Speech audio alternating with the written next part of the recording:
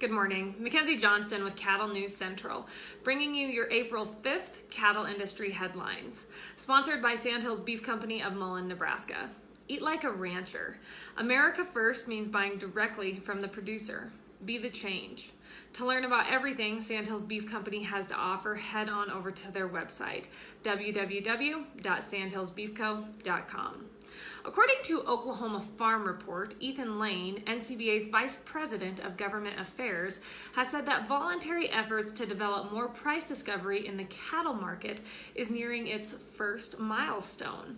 Last summer, during NCBA's summer meeting, the cattle organization established a committee of producers to study the markets and develop a decision after each quarter in the year.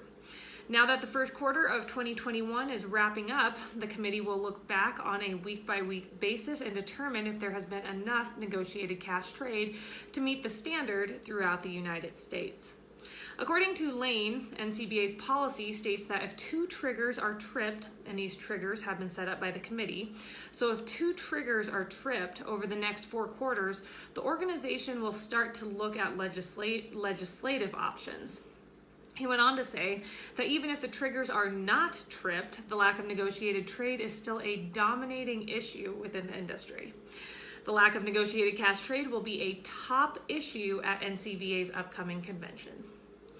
Drovers has reported that last Wednesday, Cody Easterday of Mesa, Washington, pleaded guilty in federal court to defrauding Tyson Foods and another company out of more than $244 million by charging them for costs of buying and feeding more than 200,000 head of cattle that did not actually exist. According to the U.S. Department of Justice, Easterday pleaded guilty to 1 count of wire fraud and agreed to pay more than $244 million in restitution.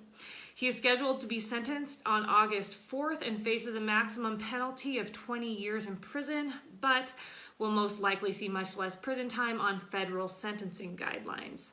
Tyson spokesman Gary Mickelson said that in January, Easterday admitted to the scheme and acknowledged the fraud was initiated to cover extensive commodity trading losses that he had experienced. Easterday defrauded the CME Group on 2 separate occasions by submitting falsified paperwork to the CME, which resulted in the CME exempting Easterday ranches from otherwise applicable position limits in live cattle futures contracts, according to the DOJ. Acting Assistant Attorney General Nicholas L. McQuaid of the DOJ's Criminal Division said that Cody Easterday perpetrated a fraud scheme on a massive scale for years, which resulted in increased costs of producing food for American families. He closed in saying that the Criminal Division's prosecutors are swiftly and thoroughly prosecuting frauds that affect our nation's agricultural and other commodity markets, whether they are in the heartland or on Wall Street. According to RFD-TV, last week a federal judge threw out a rule which would have allowed pork plants to speed up production lines because the U.S. Department of Agriculture did not carefully consider the risks it would impose on workers. The lawsuit was filed by the United Food and Commercial Workers International Union along with local unions in Minnesota, Iowa, Missouri, and Oklahoma, and the nonprofit consumer advocacy group Public Citizen. U.S. District Judge Joan Erickson ruled that the Food Safety and Inspection Service, also known as FSIS, did not follow proper procedures before President Donald Trump's administration issued the rule back in 2019. Union officials praised the ruling because they claim that faster line speeds at pork plants increase the risk of knife injury, knee, back, shoulder, and neck traumas, and repetitive motion injuries for workers. National Beef Wire reported on Friday that choice box beef ended the week at $252.85, which that was up $2.88 just on Friday, and then select box beef ended the week at $246.97, and that was up $2.27. We have seen some significant increase in those box beef prices. According to Cassie Fish with the Beef Read, packer margins are widening once again with last week's skyrocketing wholesale values.